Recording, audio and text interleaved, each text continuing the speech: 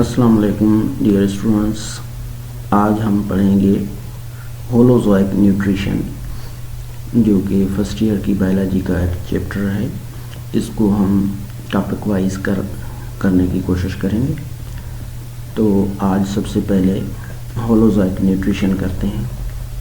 Holozoic nutrition क्या होती है, इससे पहले हम जानेंगे कि न्यूट्रिशन एक्चुअली क्या होती है। न्यूट्रिशन जो होती है वो कुछ सब्सटेंसेस होते हैं या मटेरियल्स होते हैं जो हमें एनर्जी भी देते हैं और हमारे बॉडी को ग्रोथ करने में मदद करते हैं। जिस तरह टेक्स्ट बुक में एग्जांपल दिया गया है कि जिस तरह कोई गाड़ी होती है तो उस गाड़ी को एनर्जी चाहिए चलने के लिए और एनर्जी के लिए फ्यूल चाहिए, तो इस तरह कोई भी लिविंग ऑर्गेनिज्म है तो उसको फूड चाहिए होता है, यानी न्यूट्रिशंस की ज़रूरत होती है। तो न्यूट्रिएंट्स हमें क्या देते हैं? न्यूट्रिएंट्स हमें देते हैं एनर्जी, और क्या देते हैं एनर्जी के अलावा? और हमें देते हैं मटेरियल्स देते हैं, मटेरियल्स फॉर ग्रोथ। हमारे बॉडी की ग्रोथ के लिए मटेरियल्स देते हैं। तो न्यूट्रिशन क्या होती है? What is nutrition? न्यूट्रिशन जो होती है वो न्यूट्रिशन एक ऐसा प्रोसेस है, प्रोसेस ऑफ टेकिंग मटेरियल्स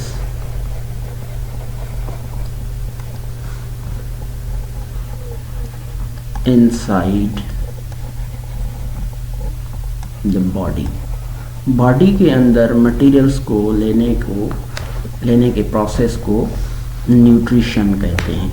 तो न्यूट्रिशन जो है वो डिफरेंट किस्म की होती है। ऑटोट्रॉफिक न्यूट्रिशन होती है, हेटरोट्रॉफिक न्यूट्रिशन होती है। इस तरह न्यूट्रिशन जो है वो डिफरेंट काइंड्स की होती है। तो एक होलोजोइक न्यूट्रिशन भी इसका जो है वो एक काइंड है, हेटरोट्रॉफिक न्यूट्रिशन का काइंड है। ये जो हेटरोट्रॉफिक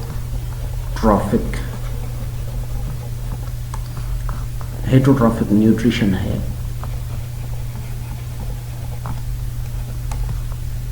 उसका एक काइंड है होलोजोइक न्यूट्रिशन।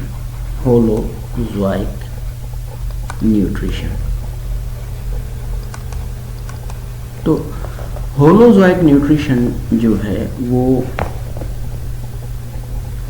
उसके कुछ स्टेप्स होते हैं होलोजोइक न्यूट्रिशन के, जो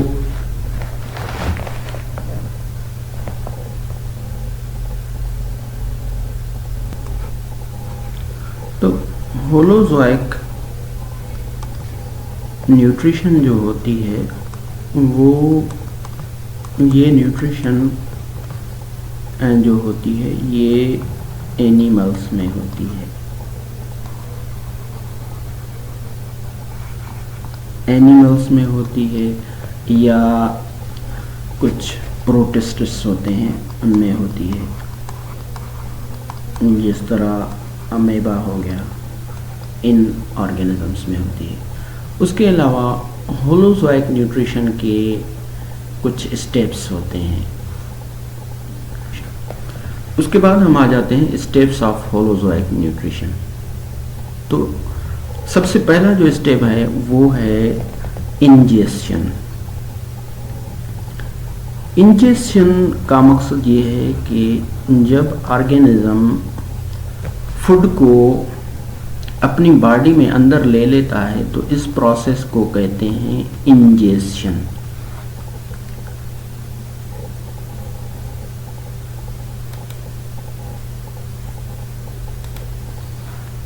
इंजेक्शन का मकसद है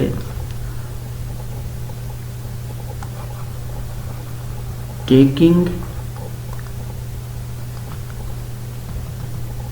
food into the body.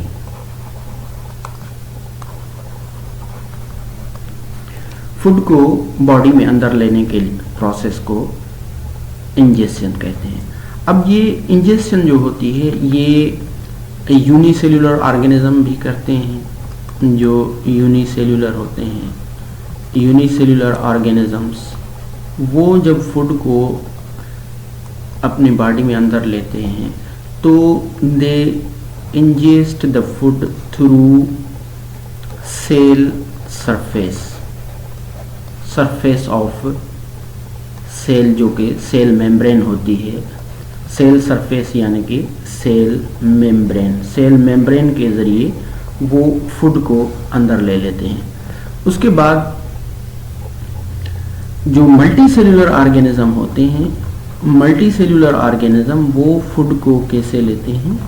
Multi cellular organism जो होते हैं उनमें एक सुराख होता है या एक ओपनिंग होती है, उसको हम जो है वो माउथ कहते हैं। माउथ के ज़रिए वो they take food through the mouth के ज़रिए फूड को अंदर ले लेते हैं थ्रू माउथ।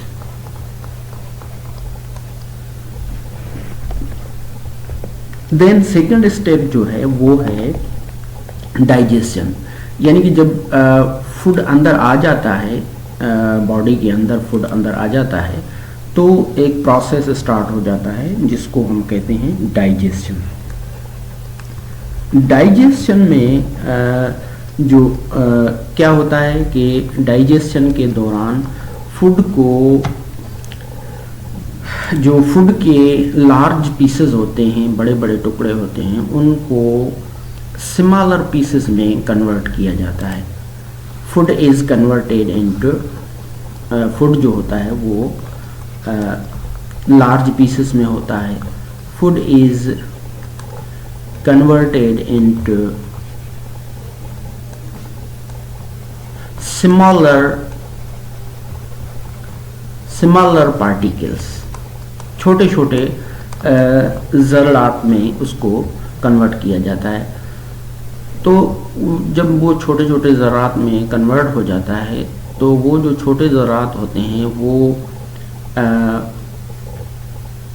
पहले जो बड़े ज़रात होते हैं वो इनसॉल्यूबल होते हैं, इनसॉल्यूबल। उसके बाद ये जो हैं ये सॉल्यूबल बन जाते हैं, यानी कि घुल मिल जाते हैं अंदर सेल के अंदर, ये सॉल्यूबल बन जाते हैं। और ये जो पार्टिकल्स होते हैं पहले लार्ज होते हैं, उसके बाद ये जो है डाइजेशन के दौरान ये कन्वर्ट हो जाते हैं स्मॉल पार्टिकल्स में, स्मॉल पार्टिकल्स बन जाते हैं।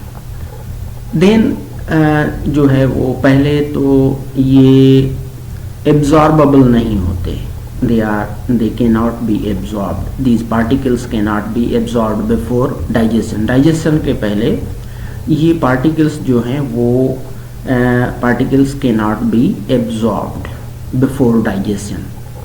ये जो particles होते हैं खाने के, particles cannot be absorbed, यानी कि ये absorb नहीं हो सकते। उसके बाद जो डाइजेशन के दौरान ये कन्वर्ट हो जाते हैं इनटू एब्जॉर्बेबल पार्टिकल्स, यानी कि ये एब्जॉर्बेबल हो जाते हैं, एब्जॉर्ब हो जाते हैं इजीली। ये डाइजेशन के दौरान प्रोसेसेस होते हैं। डाइजेशन जो होती है ये दो तरह की होती है। डाइजेशन जो है वो डाइजेशन केमिकल भी होती है, केमिकल डाइजेशन भी होती है, और एक मैकेनिकल डाइजेशन भी होती है। ये आगे हम डिटेल में पढ़ेंगे। इस वक्त तक आप ये याद कर लें, डाइजेशन जो होती है ये दो तरह की होती है, केमिकल भी होती है और मैकेनिकल भी होती है। देन हम आ जाते हैं ये जो थोड़ा केमिकल का आपको मैं बताता चलूँ कि ये जो केमिकल डाइजेशन होती है, ये केमिकल डाइजेशन होती है with the help of enzymes की मदद से होती है, या कुछ केमिकल्स होते हैं उनकी मदद से होती है। जैसे फॉर एग्जांपल केमिकल्स में HCl हो गया, तो इस तरह। और ये जो मैकेनिकल डाइजेशन होती है, ये हमारी जो जॉज हैं, जॉज उनकी मूवमेंट की वजह से होती है, या जो हमारे टीथ हैं उनकी मूवमेंट की वजह से होती है, या जो वाल होती है, वाल ऑफ स्टमक, उसकी मूवमेंट की वजह से भी मैकेनिकल डाइजेशन होती है। अब हम आ जाते हैं एब्जॉर्प्शन पर। एब्जॉर्प्शन में क्या होता है, जब खाना डाइजेस्ट हो जाता है तो वो जज़ब होना शुरू कर देता है बॉडी के अंदर। एब्जॉर्प्शन के बाद ये एब्जॉर्प्शन के प्रोसेस के थ्रू ये इंटर होता है, इंटर्स into the blood through the lining of intestine की जो लाइनिंग है उसके ज़रिए ये ब्लड में दाखिल होता है, एब्जॉर्ब होता है, और ब्लड उसको ले जाता है डिफरेंट पार्ट्स में, हर एक सेल तक उसको ले जाता है। अब ये जब एंटर होते हैं तो एब्जॉर्प्शन के दौरान जब ये ब्लड में एंटर होते हैं तो ये पार्टिकल्स जो होते हैं फूड के, they are soluble particles.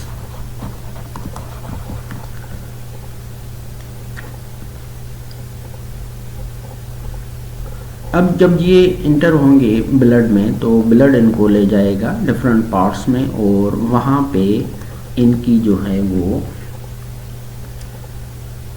Metabolic activities में इनको यूज़ किया जाएगा, used in metabolic activities.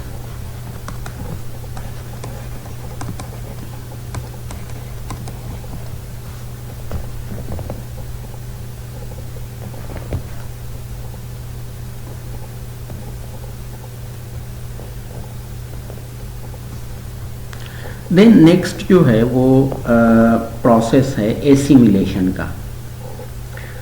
Assimilation यानी कि एसिमिलेशन में क्या होता है कि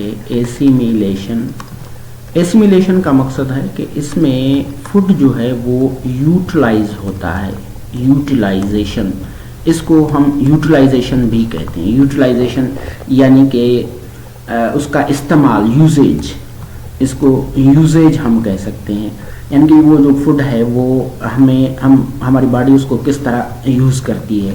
यूज़ जो है वो पर्टिकुलरली फूड को जनरली उसको यूज़ किया जाता है एनर्जी लेने के लिए, फॉर प्रोड्यूसिंग एनर्जी, या उसको यूज़ किया जाता है फॉर ग्रोथ, यानी कि उसकी यूटिलाइजेशन जो है वो एनर्जी पैदा करने के लिए या ग्रोथ के लिए यूटिलाइजेशन होती है फूड की। उसके अलावा नेक्स्ट जो प्रोसेस आ जाता है वो है इजेस्शन का। इजेस्शन में ये होता है कि इजेस्शन के दौरान फूड में जब डाइजेशन होती है तो कुछ बेकार चीज़ें, जो काम की चीज़ें नहीं होती, वो बॉडी को बाहर निकालना होती हैं, उनको हम कलेक्टिवली कहते हैं वेस्ट कहते हैं। तो वो उनको बाहर बॉडी से निकालना होता है, उसको हम इजेशन कहते हैं। यानी कि इजेशन के दौरान द वेस्ट जो है वो बॉडी से बाहर निकाली जाती है, उसको जो है वो अनडाइजेस्टिबल पार्ट ऑफ फूड भी कहते हैं, जो कि हजम नहीं हो सकता और हमारे काम का भी नहीं होता। तो undigestible particles are expelled, they are expelled यानी कि बॉडी से उनको बाहर निकाला जाता है, आर एक्सपेल्ड फ्रॉम बॉडी। तो ये सिंपल प्रोसेस होता है इजेशन का।